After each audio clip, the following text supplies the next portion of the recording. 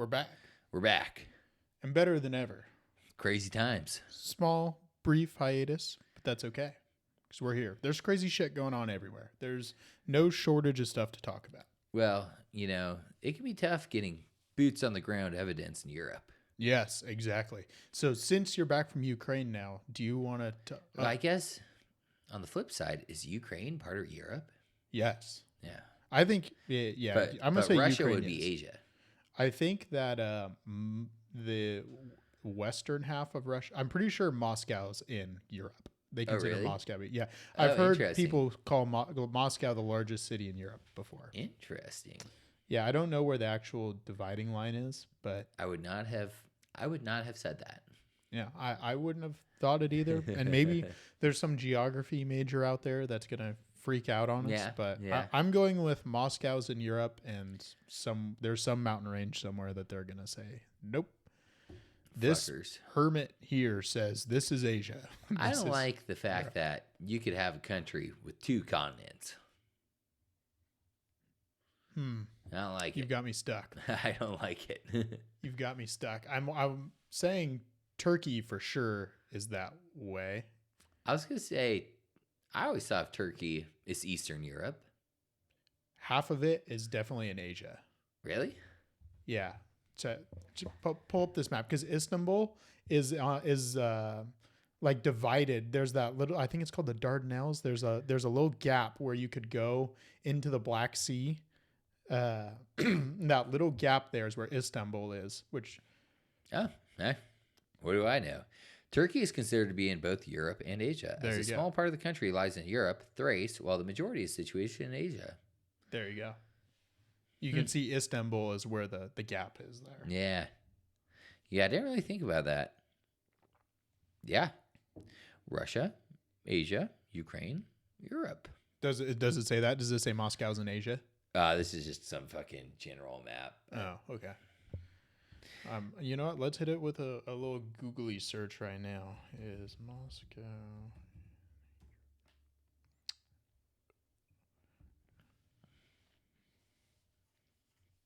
So weird to think about. Yeah. I'm actually not seeing anything conclusive here. Yes. Okay, here we What's go. Grok Moscow's say? in Europe. Yes, ask Grok, but ask it to tell you in like some seductive way. No, right here, AI overview from Google says Moscow's considered in Europe. There we go. Fucking Putin's a European.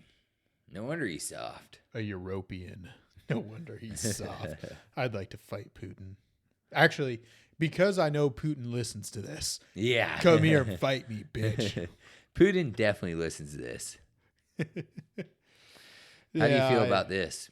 States like Florida, higher taxes on the poorest families, higher energy bills, higher car insurance bills, lower wages, higher uninsured rates. The question at the end of the day is, who are you for? Who said that? Sounds like some pussy like Gavin Newsom. Exactly, Gavin Newsom. I know. Yeah, that's something, Gavin Newsom's going to run for president, and that's something that I will say as a Californian to anybody that wants to, tout his record. Like, I fucking live here. You think you're going to pull the wool over my eyes, motherfucker? Which, for 2 counts of this, Gavin Newsom running for president, I feel like would be the easiest layup for someone to run against, because he basically look at all the people fleeing this guy's state that he's run into the ground, Yeah. He may be at risk of losing the vote in California because of the hatred. I don't know how much people actually hate him because he keeps winning, at least people in our area hate him. But on the flip side of that too, what's her name? Kamala running for governor. We could have a Republican governor if she fucking runs for governor. I'm sadly going to say that Gavin Newsom will be running in 2028. He will be a top contender, and there are a lot of people in the rest of the country who will be tricked by his slime ball political ways. I agree. Because he is a slimy yet talented communicator. Yeah, I will say I that. I agree. Unfortunately, because his policies, dog shit. Dog They're shit. just terrible. Yeah.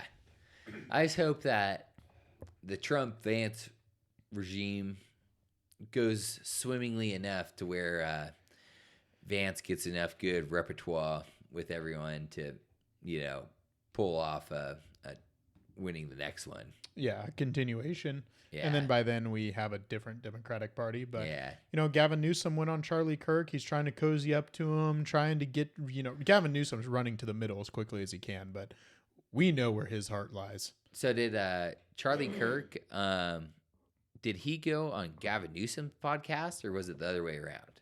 It was the other way around. Oh, Charlie Kirk has a podcast. Gavin Newsom went to it.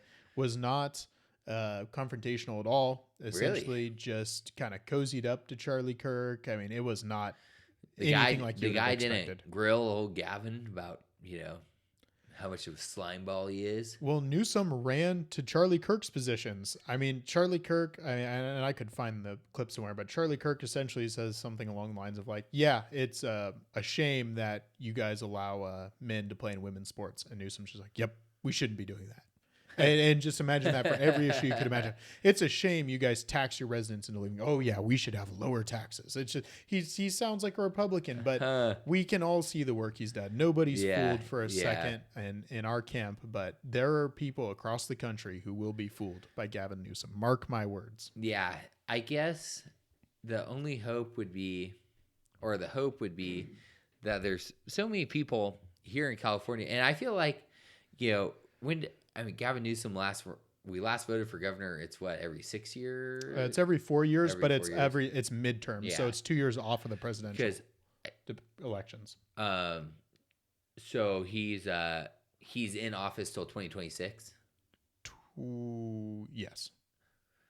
I'm surprised we reelected him so recently, because I feel like at least since whenever he was last reelected, 2022, his popularity has to just fucking hit a wall. Well, remember, I mean, he had to fight the recall off. Right. He won the recall pretty handily, but to just I don't remember the recall being like close. No, it wasn't. It was actually kind of sad how much he won it by. Yeah. Especially because it was during COVID. But I don't know. I don't want to call it a wasted time. It's never. He had to call in a lot of political favors to fight that recall off. He thought it was going to be closer than it was. But Gavin Newsom's a complete slime ball. He is a legitimate champagne socialist. Yeah. To the truest definition of the word. While he locked down all the small businesses in the state, he was at the French Laundry having dinner with his buddies. Well, he let Walmart stay open, but he closed down mom and pop shows. His restaurants were still open. It was yes, they were. And he's in Napa, having a great time while everyone else's business is just fucking destroyed by COVID. He's a slime ball, man. The worst. Well, he only shut you down if you let him shut you down.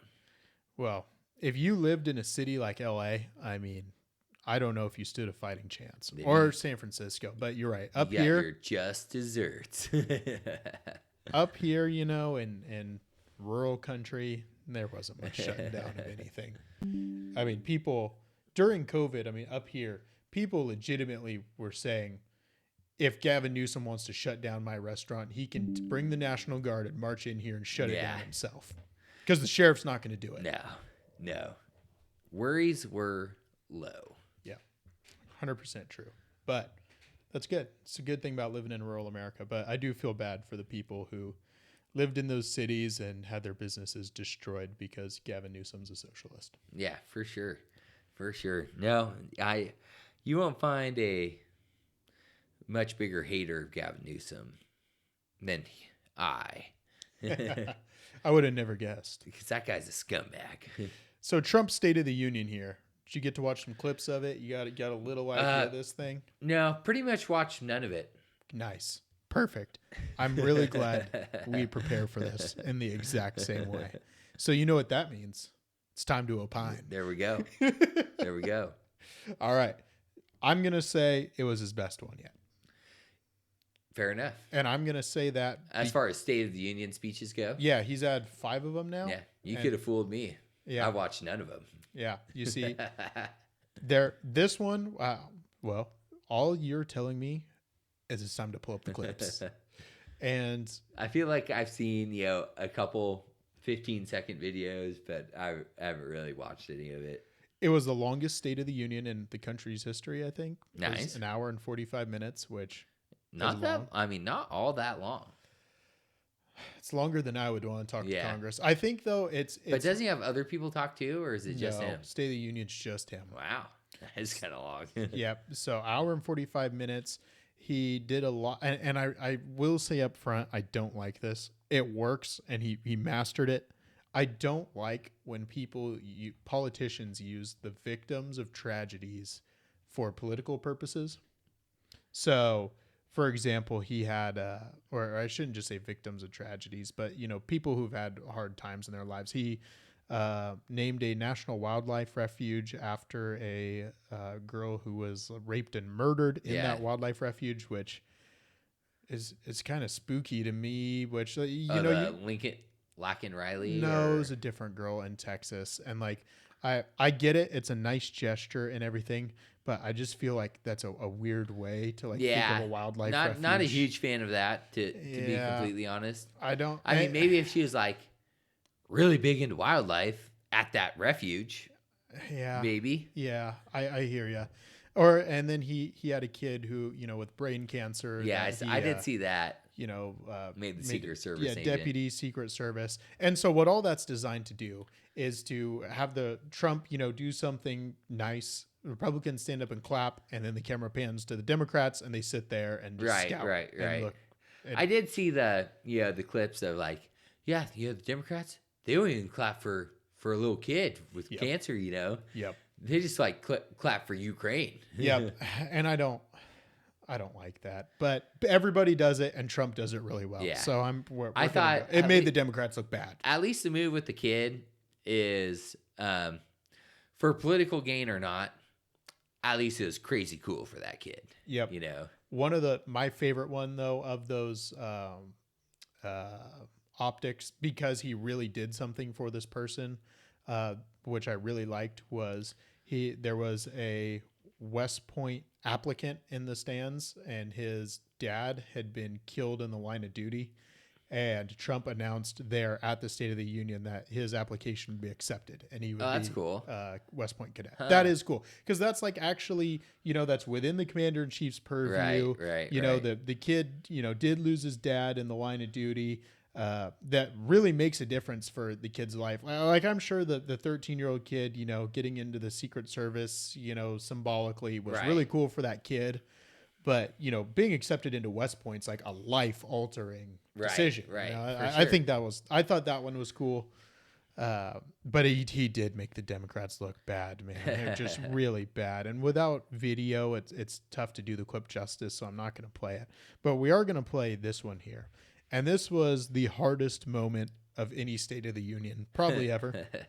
And for those of you guys that can't see this video, when Donald Trump delivers this line, the camera's facing him, and he's just looking off to his right. And so in the beginning of the clip, it looks kind of weird because you're like, what is he looking at the whole time? And then when the camera pans, you realize he's staring down the Democrats in this clip. He's just staring right at their side of the room. And here we go. I want to play this for us here.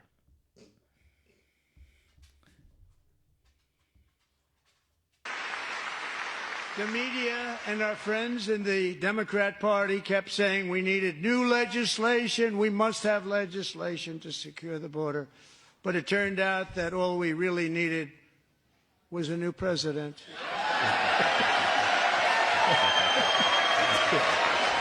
The hardest line of any State of the Union. And how he kind of delivers comments like that is, he's got his own way of doing it, like his own, for his timing. Yep. Of the comments. Yep. He is a master at Turns delivery. out you just need a new president. A master at delivery. And just watching the video, the Democrats, and then it pans, to a close up of a couple of their faces, and they're just like frowning. Yeah. Because, and it's just like comedy, man. It hits the hardest because of how goddamn true it is. Right. I mean, they lied. Democrats lied to us. The Joe Biden administration lied to us for 8 months that he couldn't do anything about the border because he Right, needed an act of right. Congress. There's been no act of Congress. We dropped from the highest amount of border crossings in our country's history to the lowest in 2 months without an act of Congress. And, and I feel like that surprises very few people. Yeah. No crazy big thing, Who would have guessed that the president has the power to stop illegal immigration if Right. he wants to? And, I don't know if there's the huge already, they stopped all the illegal, more illegal immigrants coming in, but the huge mass deportations, that everyone always seems to talk about, haven't seen those yet either. No, but that's the whole point, is that it didn't take any real structural change. All it took was some serious messaging. The bully pulpit, man, for the president to stand up there and don't come. Some serious messaging and just some knowledge that this guy's going to make the border people actually, do border security stuff and not just, cut the fence and wave everyone in. It's like, well, there's actually someone that's standing here telling me not to come in. And it tells you how unserious of a person Joe Biden was seen as, within the country and outside the country, to foreign nationals, and how serious of a person everybody sees Donald Trump. Yeah, I agree. I mean, I feel like Joe Biden kind of seen as like a pushover, not really going to do anything. At least with Trump, while, say he maybe said he wasn't going to shoot all the illegal aliens coming in, but you never know. Yeah, exactly. He just might be crazy enough to it's called the madman theory of politics, and you can see Trump doing a lot of that in his foreign policy, where he's turning, tariffs on, tariffs off, tariffs on. He's threatening to slaughter all of Hamas. Then he's telling Israel they better take the deal. He's telling Ukraine, they have to take this peace deal that's on the table now. And at the same time telling Putin he might kill him. It's the madman theory of politics, where if they just believe just in their head, there's maybe that tinge that you might do what you threaten you're going to do, you get a lot done with the most powerful military in the world. Yeah, for sure. Yeah, what's crazy is I had no idea how much steel we imported from Canada and Mexico. I just had always kind of assumed we had gotten a lot of it from like South Korea and Taiwan and kind of that region, because that's what a lot of the steel we get in says on it. But we order some specialty stuff that apparently comes from there. But I was reading this article in this magazine we get. It was like 92% of the steel that the U.S. imports in is from Canada and Mexico. Like, that's fucking nuts, man. I can see a lot of it coming from Canada, and you not seeing any of it here in California, because I bet a ton of it goes into the Rust Belt. I'm geographically sure. close. A lot of Right, steel right. is used there, and it makes sense being on the West Coast that a lot of it, the steel you're seeing, would come from South Korea, just geographically, just right across the ocean. But yeah, I'm less of a fan of tariffs on Canadian steel and Mexican steel, because if you're going to make the national security argument, there essentially isn't a national security argument. Because if World War III breaks out and Canada says, we're not selling you our steel anymore, we're just going to go take it. With South Korea, that's not going to happen. Well, okay, Canada, get your maple syrup ready. Yeah. Because we're coming. You're going to sell us the steel. But South Korea, if there's World War III, we're not getting anything from South Korea. Yeah, for China sure. will be there in a couple days, and that'll be that. Yeah, for sure. Same with Taiwan and all, Vietnam. Yeah, they're gone if World War III kicks off. So we should not have vital supply chains. Right. There, vital to our national security at least. So, but yeah, anything else? I know we just kind of hit Trump's State of the Union quick there, but is there anything else that you want to hit? He had a lot of good moments.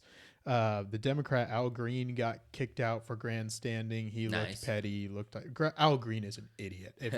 If you've never seen this guy, I mean, I don't know how else to describe him other than he's like if the stupidest person got elected to Congress, and then aged 40 years. So he knew even less about his, we all know if our grandparents were in Congress or something like, oh God, what is this? But I will give him credit. Most of Congress. Yes, exactly. I will give him credit though.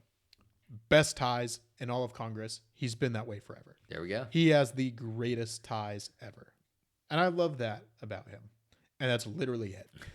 If you put his tie on just like a chair and wheeled it in, it'd be better. Yeah. Way better. Nice. I mean, Nice. he literally was shaking his cane at Trump. It's just. Well, I mean, the woke party of, equality and, fucking change. So we'll always have the old white guys leading them. I know. We should. There is another clip from the State of the Union that I actually want to play. If you haven't seen. This is what Ivy League universities use. No. I don't want to hear about Ivy League universities. Ivy League school? YouTube is really trying to hose me here.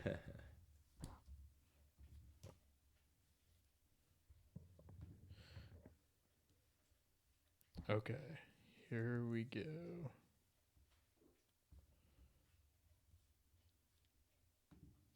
I'm also working tirelessly to end the savage conflict in Ukraine. Millions of Ukrainians and Russians have been needlessly killed or wounded in this horrific and brutal conflict with no end in sight. The United States has sent hundreds of billions of dollars to support Ukraine's defense with no security, with no anything. I want to point out here, this is the Democrats clapping. Yeah. I have seen this clip. Trump nails it right on the head. And I'm going to play the next, 15 seconds here, but think about how sick these demented motherfuckers are, that he just lays out that this war is completely needless and that millions are being slaughtered, and it gets claps. Yeah. I mean, it's nuts. Listen to that. Dude, they keep fucking clapping. Well, you take key Do you want to keep it going for another 5 years? Yeah, you would say. I mean, dude, and they keep clapping. They keep clapping to, do you want this to go on for another 5 years? This is why they're out of power. This is why they lost. I mean, it's kind of fucking evil, actually. Yeah. Like it really is. Well, you got to keep the war machine rolling. It's how they keep getting paid, baby. Yeah, the party of exactly. the CIA. The party of peace and freedom. That's right. It's crazy to think that this was the anti-Vietnam War party here. Yeah. But you know how the Republicans and the Democrats, kind of switched party views, here, 100 little years realignment. ago or whatever. I would say they never truly did, but I know what you're talking about. Yeah. What if it's happening again? Oh, it's happening again. There's a complete realignment going on, and it's a populist realignment this time, but we'll talk about it more because I'd love to get into that. Let's finish the clip out here, though. They're already clapping for 5 more years of Ukraine. These sick motherfuckers. Yeah. You would say Pocahontas says yes. Always Warren. See, only Trump, dude. Only Trump can deliver lines like that. That's what these people deserve. They deserve to be clowned on for bullshit like that. Well, to me, it's amazing that she still has a fucking Senate seat, Mm-hmm. Just after, if that had happened to any, Republican, it would have been fucking worldwide news. Their career would have been over. Probably would have sent them to jail. Yeah. Exactly. For fucking fraud. perjury or fraud or whatever. And I think Trump kind of nails this one on the head. I mean, he kind of put the boots to him in the sense of, fuck these guys. Yeah. And it makes me sad that after this, Donald Trump's not going to run again, despite what the Democrats tell you. We're just never going to get another State of the Union like that. We're just not going to get a president staring down the Democrats, talking shit. Pocahontas wants 5 more years of war. I mean, and it's just such a great Trump's name. It's his best nickname. He's 101. That's for sure. God, all I can hope is that even after he leaves office, he still just shits on everybody on Twitter. Like, that's really all I want. Vance brings him in as a fucking correspondent. Yeah, he should do Trump and Vance. You know, if Vance is able to win in 2028 and, you know, everything's going good, you know how Key and Peele, or maybe it was Dave Chappelle, did the Angry Obama translations? Yeah. That's what Trump needs to do for Vance. I mean, it would be so good. But State of the Union, I mean, he just wrecks the Democrats, man. He really just made them look bad. And he sounded good. It was the best he'd sounded. He's dead on the war in Ukraine. I mean, he just... Yeah, and I feel like they're making, you know, he's done a good job of letting Elon kind of be the front man for a lot of the daily change that people are seeing, while he's trying to make some strong headway on the Ukraine fiasco. And he is. I mean, kind of balls in fucking Zelensky's court, you know, and I think it's hard to argue with the positive change that's been happening, you know. I mean, I guess little uneasy about the tariff thing, just because I feel like our area in particular gets hit hard with tariffing. For sure. But besides that, all going cool. For sure. And I wasn't going to play this clip either because it's long. He takes a lot of time and just lists all the woke spending that Doge has uncovered. And it at one point he brings up, you know, $2 million was spent on transgender mice experiments, and it wouldn't be the State of the Union without a botched fact check. Yeah. So CNN fact checks this false. Yeah. And what do you know? They got to walk it back. Yeah. Because that was exactly what they were spending the money on. There's no fucking way. Oh shit. No shit. There was a way. Yep. More money than we'll probably ever pay in taxes in our whole life spent on transgender mice. That's what I was telling my grandma the other night when we were going to dinner. She's like, well, you know, we're just, you know, seems like we're trying to isolate ourselves. Like, well, you know, Grandma, we can't keep funding every little fucking project that every fucking, you know, one in every other country thinks they're woke minded for inventing, you know. Like, did you know we're funding, you know, the gay version of Sesame Street in Afghanistan? She's like, no, we weren't. I'm like, we literally fucking were, you know. She's like, well, it's hard to keep, you know, huge bureaucracy going, you know, smoothly with no corruption or anything. I'm like, well, yeah, that's why we're trying to make it smaller. Yeah, exactly. Boy, do we have a solution for you, Grandma. Right. Yeah. We're going to pare down the bureaucracy to the size of, get this, 2019. Right. It's not like that's all. That is Doge's target, man. They want to cut $2 trillion off the federal spending. That's just back to 2019. That's kind of crazy. Yeah. Yeah. That's if Doge crazy. reaches its target, we will be in 2019.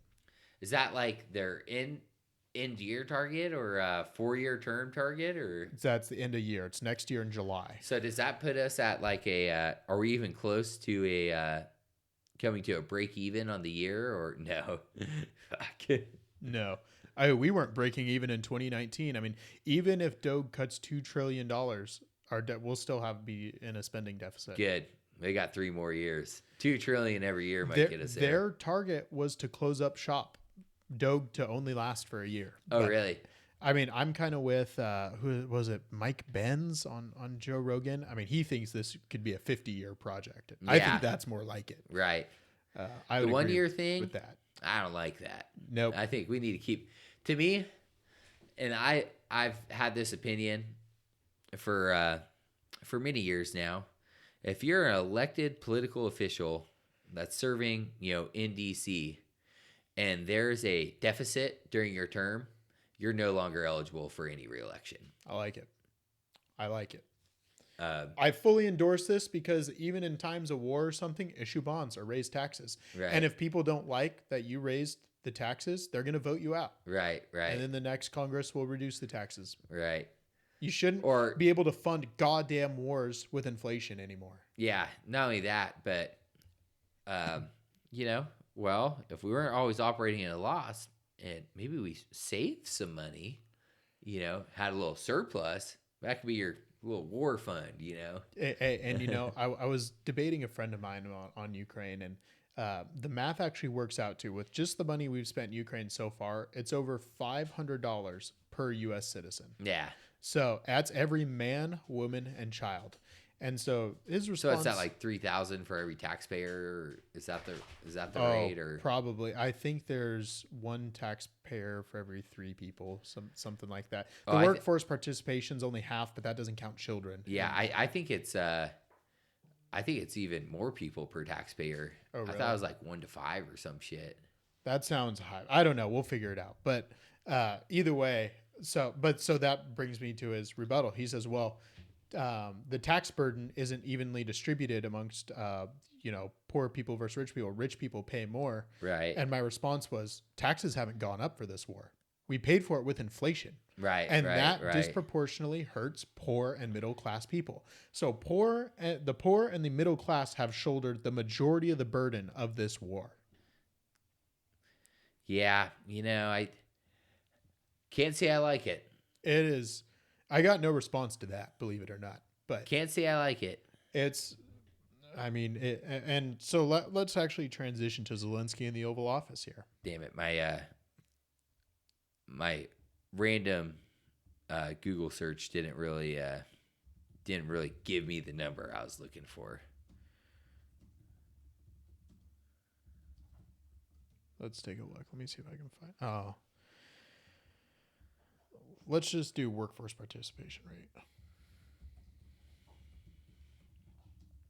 Rate in the You find anything, Jamie? Okay, so the workforce participation rate's 62%. So, which is different than the stat you're talking about. Right. So it just means that 62% of people in the United States have a job. I think that counts all people, but a very small portion of that is net taxpayers. Right. Very few, actually. And then you have different, tax bases that aren't individuals, corporations, things like that too. But that's getting into the weeds. The point is $500 a person is what's been spent, and there are a lot less taxpayers than that. So per taxpayer, we're spending over $1,000. But but that's the biggest point is that taxes did not go up to pay for this war. Inflation is what went up. That's how we paid for this. Right. And I wish that it was easier to make that connection for voters, because all they see is their grocery bills go up and they just go, Democrats bad. Right. But that doesn't quite make the connection of it's the war. Right. Government spending too, just in general. But a big chunk of this is the war. And so I wish people could. And I guess that is some, probably has some relationship to how we're receiving our news now, because even with, when you're on Facebook or Twitter or whatever, and that's how you get a lot of your news. If, seeing political stuff isn't in your algorithm, like I feel like I hardly ever see anything about the Ukrainian war on Twitter or on Facebook or Instagram. It's just on Twitter, where say, a random person we went to high school with, unless they say they aren't on Twitter, they don't watch the news, they're on Facebook, Instagram, Snapchat, TikTok, whatever. They probably don't know. I mean, you'd probably have to be living under a rock to know we haven't spent $200 billion in Ukraine, but maybe they don't, I mean, they're just not getting that information. No, it's a good point. And I think even the portion of those that do see it, a lot of them agree with it. They've, taken the narrative that the Ukrainians are just freedom fighters and, we should be supporting them because they stand for democracy, and the Russians are the evil empire that are coming to, they're going to invade New Jersey if we don't stop them in Ukraine, which is all just fucking ridiculous. I think that, and just to give a little bit of background here on my take of the war in Ukraine, and it goes back even farther than where I'm going to start, but essentially there was an election in Ukraine in, let's see, I think it was just after 2010, somewhere in that time range. Okay, and this president wins. And initially, he was going to be pro-U.S. And then he decides he's going to take an economic deal with Russia instead of the European Union and the U.S. And then, you'll never believe this, there's a coup backed by the United States, of course. So then they have another election, and this pro-Western president is installed. He wins his election that only happened because there was a coup. They call it the Maidan Revolution. Fast forward, Zelenskyy wins his election. He gets in, and NATO starts expanding. Right. And then, NATO's been expanding the whole time, but NATO initially started when the Soviet Union was still around. We were going to guarantee the security of the Western European states. Right. So that was West Germany and west of there. We wouldn't even guarantee the independence of East Germany. Clearly, because East Germany was under Soviet control. Right. So that was at the height of the evil Soviet Empire. We were only going to guarantee the independence of the western half of Europe. So then the Soviet Union falls. We start including more countries into NATO that are slow. We're slowly moving east. Okay? Right. That's Poland, the East Germany. Now we have, I think it's Finland that's in NATO, etc. So we're slowly moving forward. Turkey. And Russia starts getting freaked out because people will tell you that NATO is only a defensive alliance. We would never take that is such bullshit. NATO has taken offensive action several times. I think the Serbia and Kosovo war that was going on there, we took offensive action there. NATO is not just a defensive alliance. So Putin sees this. He sees that we could move nukes into countries that are closer and closer to his border. He says, hey, NATO's got to stop expanding. Ukraine is my red line. You cannot bring Ukraine into NATO. So what's Joe Biden do? He sends Kamala Harris over there to a security conference, and she says in public, in front of the cameras, we want to bring Ukraine into NATO. Yeah. Sure as shit, Putin invades. Knowing Joe Biden's weak, he invades. And so we're left where we are here. So you've got this war that the United States and NATO provoked because we could call it, NATO, but United States drives policy in NATO. Right. So the United States and NATO provoke this war. Not saying that it's not Putin's fault too. It is Putin's fault. He didn't have to invade. There's a lot of other shit he could have done, but he decided to invade because of the shit NATO was doing. You hear all these bullshit lies that, it's because he wants to reconstitute the USSR. He's just a war-hungry madman. It's like, hold on. Vladimir Putin has been president of Russia since 2000, 2001, okay, with only a brief little stint where he wasn't president between then and now. And you're telling me in 2022, he remembered he's supposed to be reconstituting the USSR. He hadn't done, he took over the Donbass in Ukraine in 2014, is this warm water port that he took over, a small area, nowhere near reconstituting the USSR. Right. In 22 years, the most he's done is take this eastern chunk of Ukraine. And we're supposed to believe that's reconstituting the USSR. Yeah. And not only that, his military is completely incompetent. Yeah, I feel like if there was ever a doubt, about Russia's actual military prowess, they have never been hurting so bad. Public opinion of what Russia can do is, you can't even take over poor little Ukraine. Yeah, right next to you. They're a complete paper tiger. So you can't have it both ways. The people that are real big into this Ukraine war want to say, well, on this hand over here, he's a power-hungry madman that's going to reconstitute the USSR. And on this hand, we need to keep spending money because Ukraine's about to win. Right. It's like you can't have it both ways. Is he this evil empire that's about to invade Nebraska? Right. Or is it just another $5 billion and Ukraine can win? What is it? Yeah. If you take that $5 billion, then you quadruple it. Yeah. then we might have a fighting chance. And then we can slaughter a bunch more Ukrainians and still end up with a negotiated peace. Hey, and Russians. And and North conscripted Koreans. Russians.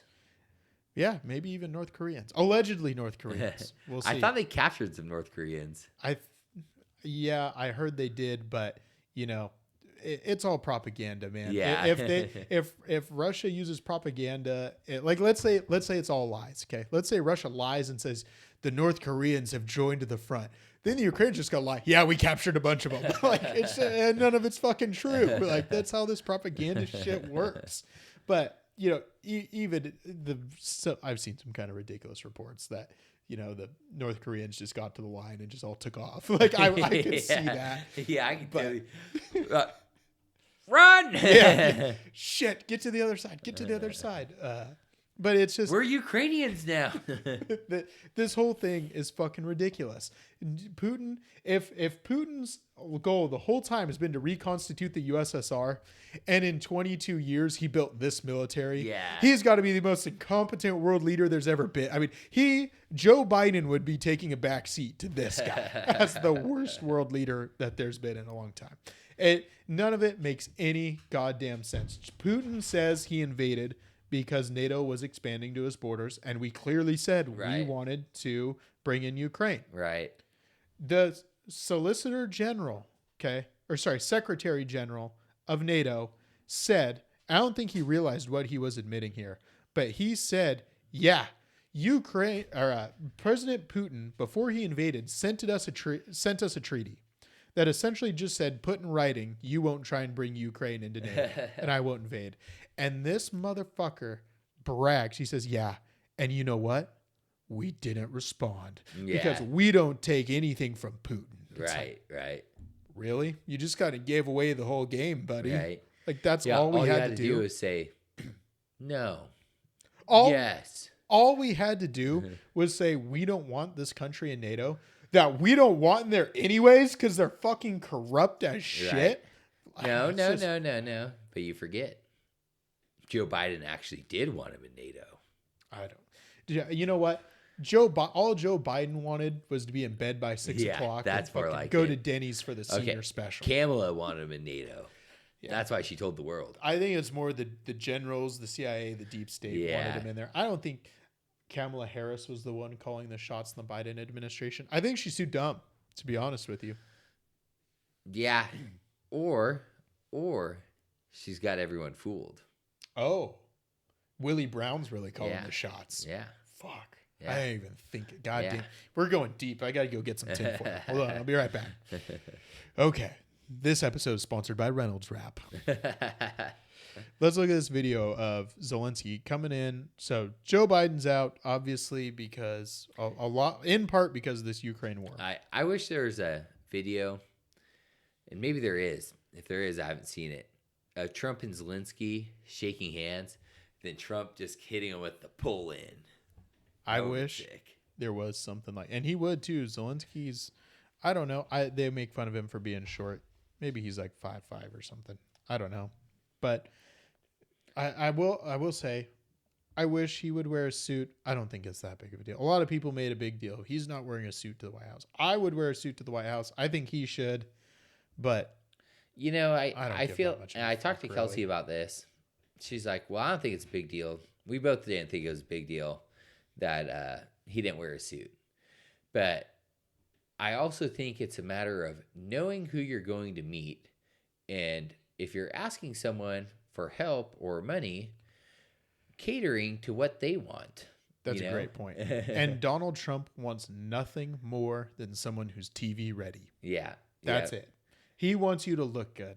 And I feel like whether Zelensky's advisors told him to or not, if they didn't, they should have told him, the fucking fake army jumpsuit deal, the military jumpsuit, was cute when the Democrats were running things and applauding your every move and fucking dealio. But Trump's a businessman at the end of the day. Mm-hmm. He does business in suits. And a show businessman at that. Yeah. I feel like someone should have told the guy, if you're going to ask for billions of dollars, fucking choke your pride down and wear a suit for fucking 4 hours. And and you can just tell this. I mean, up and down, Trump's life that this has been a fixture. But I mean, just look at his press secretary. His first two were but after that, young blonde women. That's who he wants to be the face of his administration, because he's like, this lady, she looks good. Right. And if she can, talk the talk and have, that TV face, looks good on camera, bam, that he thinks it's that much better for his administration. And I think he's right. I think there's something to that. Yeah, for sure. Especially after approachable, likable, easy on the eyes, man. That's a thing that's important on TV. Even if you think it's not, subconsciously for people, it is. Yeah, for sure. I'd agree.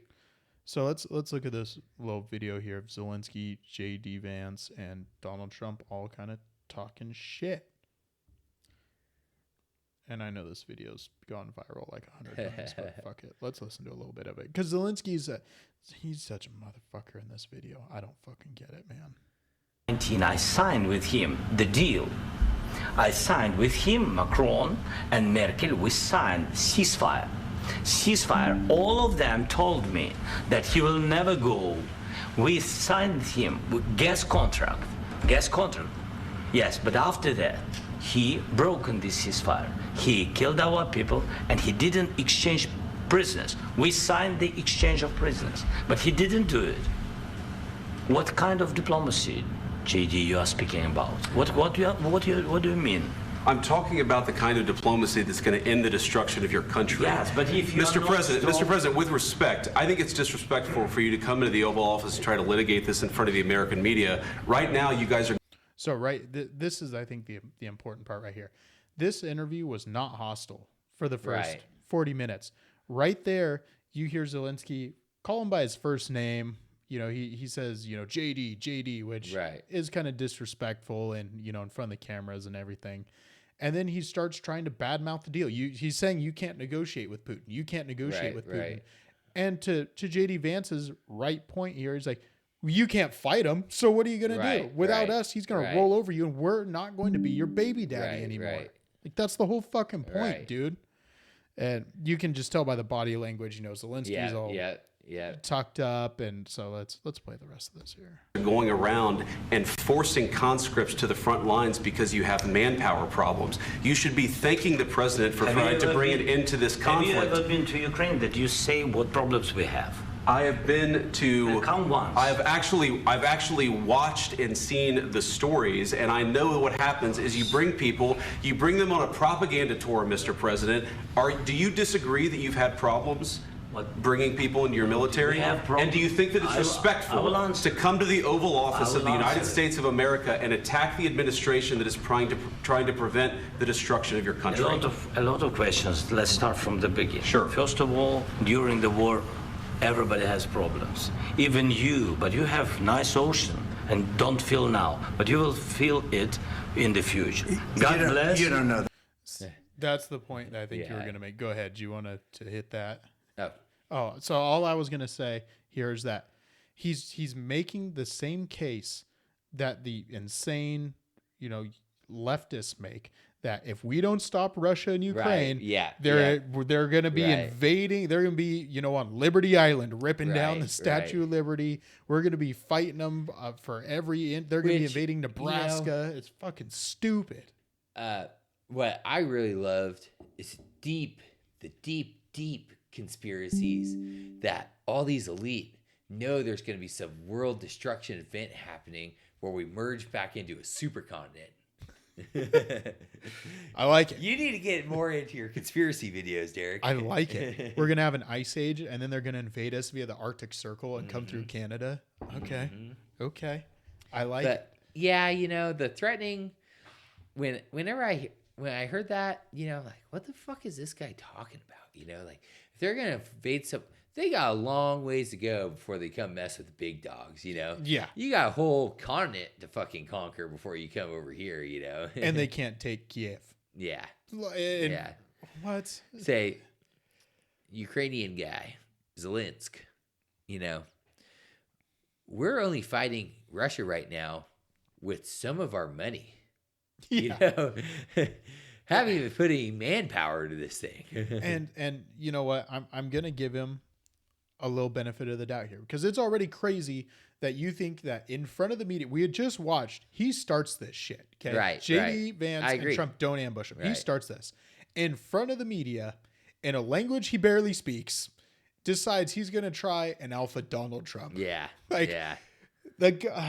The government that's given him almost $200 billion, that he's going to come in here and talk shit. And he's going to tell Donald Trump how to negotiate with Putin. Right. The guy who negotiated with Putin for a whole term Right. before this. The whole thing is just nuts. But Not only that, but it kind of goes back to, wearing the suit. Know who you're talking to. Yes. I mean, yeah, you could probably say that to Joe. They're gonna clap your every word, sing your every praise, but he should have known, Zelenskyy, that if he wanted more money or more funding, Trump wanted to hear how big his fucking dick is, and fucking he wanted it stroked a little bit, and then he might have thought about giving you $1 billion. Yep. I mean, he's not the guy. Having never negotiated a deal with Trump or talked to Trump or ever will talk to Trump. oh, you should talk to him. He's really nice. I know that, Trump's not a guy you really want to play hardball with when you had nothing to fucking play hardball with, Yeah, exactly. But I'm going to give him here a little benefit of the doubt, because what he does imply that he's talking about military intervention. Right. He says you have a big ocean, you haven't felt it yet, but Right. you will. But maybe he's talking about other consequences, non-kinetic consequences, like the dollar being lost or losing its reserve status, being the world's reserve currency. That's happening. Right. BRICS, the alliance between, and it's a lot of countries now, but BRICS stands for Brazil, Russia, India, China, South Africa. Yeah.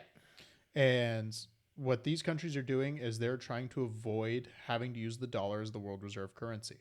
And they're facing a lot of problems. I'm not saying BRICS is going to dislodge the dollar next year, but they're closer than they ever have been, and they're gaining Right. momentum. And a lot of it is because countries are seeing that the sanctions the U.S. has had against Russia during this war are not effective. Right. And they're right. saying, hey, if Russia can get away with not using the dollar and get away from all these sanctions, maybe we can too. Right, And then the U.S. right. won't have this power over us anymore. That is how we are going to feel the effects of this war here in the United States, along with the inflation Right, and all the right. other horrible things that the government printing billions of dollars to hand to a Ukrainian dictator to steal. Right. But aside from that, I still think losing the dollar as the world reserve currency will be the biggest effect of this war if we can't turn it around Right, and right, save right. that. So maybe that's what he's talking about, in which case he'd be 100% right. And then he understands why we have to negotiate an end right now Right. to this war. So I don't give him that credit. nope, I know that's not what he's talking about. But again, we're here for the conspiracy theories, baby. Maybe that's what he meant to say. That's in not Russian. deep enough. Nope. Okay, fair enough. Let's listen to Trump shit talk him a little bit then. Unless you will not have a war. Don't tell us what we're going to feel. We're trying to solve a problem. Don't tell us what we're going to feel. I'm not telling you. Because I'm you're in no answering on position this to question. dictate that. That's exactly what Remember you're this. doing. I'm not You're in dictating. no position to dictate what we're going to feel. You We're will- going to feel very you will good. feel influenced. We're going to feel very I'm good and telling very you, strong. You will feel influence. You're right now not in a very good position. You've allowed From the yourself to be in a from very the bad position, beginning and he of the happens war. to be right about From the it. very beginning of the war. You're not Mr. in a good Brown, position. I was You don't have the cards right now. With us, you start having not cards. playing But cards. right now, you I'm don't. very You're playing serious, cards. Mr. President. You're I'm playing very cards. serious. You're I'm gambling the with the president lives in of war. millions of people. You think- You're gambling with World War III. What do you think? Trump's just shutting him down. Yeah. Man.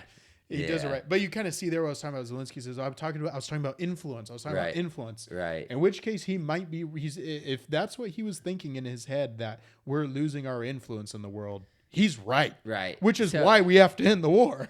I was kind of curious in the sense of, they have this nationally publicized or worldly publicized interview, and this guy's, doing the interview in a language, that maybe he doesn't, fully understand Yes. the meaning of the words, Yeah.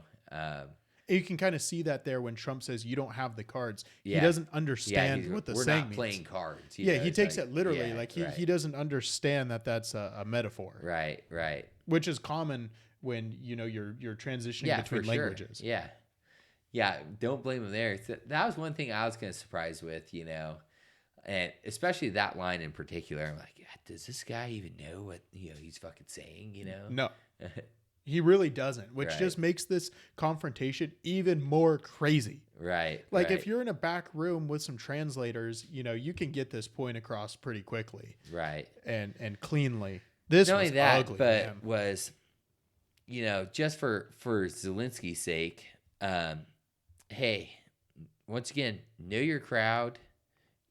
Should have kept it a little bit more chill there. Accept your ass licking. Yep. Your pat on the ass, and shut the fuck up. Yeah. And move on. Where I think in that last minute or two, he's just digging the hole, and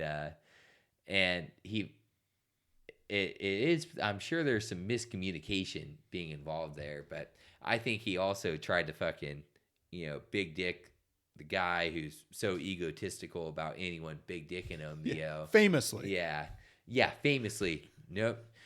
Essentially, it's a love or hate thing about him, Yeah. How did you not get that on the flashcard on the fucking plane ride over, Yeah. Did you know the most famous thing about the most famous man to ever live? Like, come on here, dude. Yeah. It's just, but I think it shows you what he was used to dealing with. He probably talked to Joe Biden like that all the time, dude. I also agree. But I think he's, and I talked to Kelsey about this, you're going from a situation where you go somewhere, they sing your praises, your war stories, everyone loves you. They're raising up the Ukrainian flag and fucking all this bullshit. Then you go, you're a war hero. Then you come to the next administration, probably thinking he's going to get a similar treatment, and it's just like, check's ending. You better make some peace. Yeah, and to that extent, I feel bad for Zelenskyy and the Ukrainians because they were led down this path by the Biden administration. I agree. We're going to back you up. Well, remember, they were saying openly, we will spend as much money as it takes to keep Ukraine free, blah, blah, blah, blah. And so he believes this. He says, okay, yeah, I'm going to, and granted, you do have to hold Zelenskyy a little bit accountable for believing the old senile man and his generals. Right. Especially when Trump's running again. Yeah, but having some understanding of, if you're going to rely on, not that I think American politics, I guess, should influence every fucking decision in the world, but if you're going to rely on American money and where American money comes from, you better have an understanding of how the American political machine runs. 100%. And if your idea of the American political machine doesn't include Donald Trump right now, you're asking for it. You are nuts. Right. And you just have to understand, too, on a basic level, in 2022, Donald Trump's running again. He's announced by this point. It's happening. And Donald Trump will not stand for a bad deal. Right. And just the U.S. writing $200 billion checks and hanging them out is a bad deal. And you got to know Trump's not going to stand for that shit. And so when you come here and then you try and talk to Trump the same way you would talk to Biden, and you're not expecting to just get smacked down into your place, dude, have some feel, man. Yeah, which the other thing, is because Zelenskyy then went to the NATO meeting, right? Oh, it was the European Union. Or European Union meeting. And they're like, Trump's not going to pay you this money. We're going to, we can fund you, we'll build you the equipment. And everyone's just like, the liberals think that's fuck you, Donald Trump. Yeah. They're just going to do it, It's like, no, that's just what we wanted. Yeah. Exactly. Everyone to do their fair share, It's exactly. Which I think Trump is on totally true. We are, in my opinion, not knowing a ton of deals, but every fucking deal it seems like I hear about is just like, why are we doing all the legwork? Why do we have the highest emissions requirements, or why are we donating 10 times the amount of money as the next guy, or why are we supplying 10 times the manpower as the next guy? It's just we are getting the short end of the fucking stick. And you know what, I heard somebody frame it this way. I thought it was really smart because I'd never thought of it like this, and it's probably just my Overton window here of being a guy of European descendants and living here in America. America in the first two world wars, stayed out of them for the most part because we viewed them as European wars. I understand we had the war in the Pacific, but that we got dragged into that later. But they were mostly European wars. Okay, World War I almost exclusively a European war. Right. World War II also primarily European war. Europeans, if you think of like war, like people who are always warring, like warlike people in the world, I used to think of like maybe African tribes always fighting, or maybe like Southeast Asian, countries always fighting with each other. It's Europeans, man. Yeah. Like Europeans are the most warlike people there are. I mean, they just slaughter each other by the millions. And this is another European war. We need to stay never the hell fought out of. France. You think? I think. I would disagree. Only slightly. I probably would too. Only slightly. But they were only, but that's the thing. That's like part of our Overton war. They were mortal enemies for like 1,000 years. A while. So it's but to me, like, I don't think of Europeans as being like the most vicious warlike people. Yeah. But it's only because You ever hear of the Romans? yeah, European. You see, more freaking Europeans. But I didn't think of it like that until this person said it. I just think of like ancient Chinese dynasties slaughtering each other. Yeah, Mongolians. Yep. I mean, no, but really, or like, I don't know. You don't think of like the Balkans are Europe, but you don't think of like a lot of those communist bloc countries as Europe, but they are. I mean, they're the most warlike people, and we have to we say that as I European descendants. Geographically, it's just like when you have all these countries. We're chill. We got Canada and Mexico. It's just like got two other countries, and that we get along with. Versus they're surrounded by 10 other countries, or there's 10 countries in 100 miles or whatever, because all the countries are so fucking small, you can walk through them. It's completely true.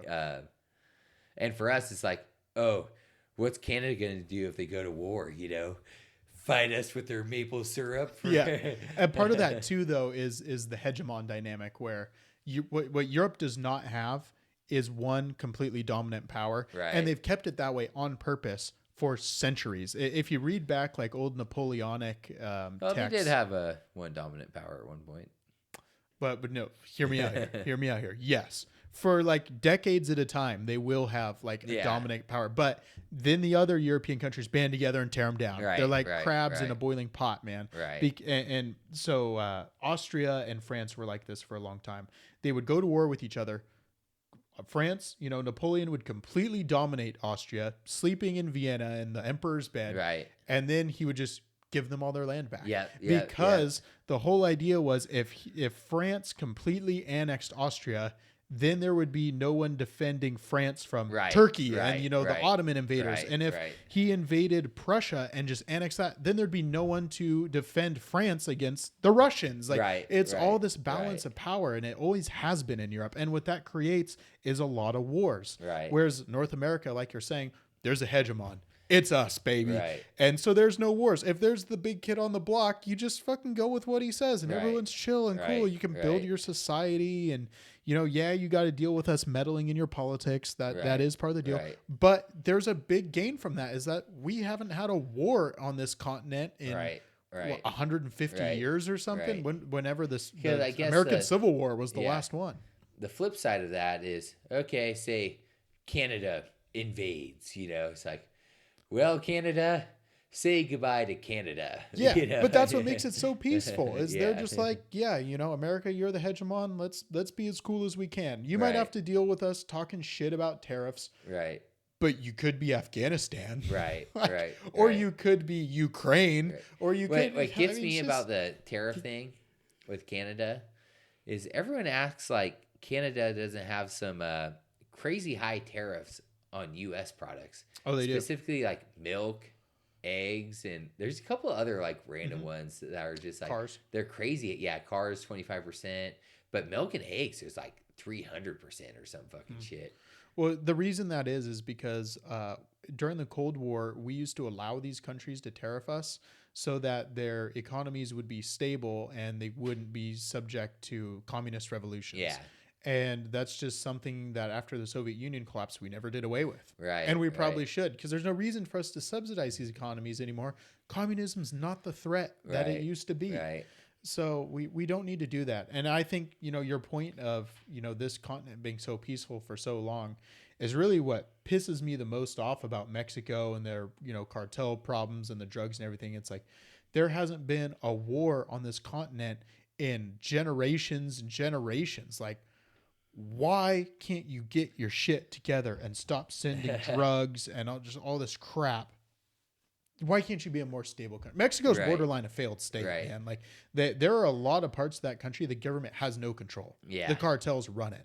And it just shouldn't be that way. Like, I understand why Iraq is that way. Right, right. Like the America, Britain, like the West is really responsible for what's going on in Iraq. Right. It's not true for Mexico, man. Right, Like right. that should be a stable, thriving country. Yeah, yeah. I just watched. Have you ever seen the movie Sicario or Cicero? Sicario. Yeah. I just watched it for the first time the other day.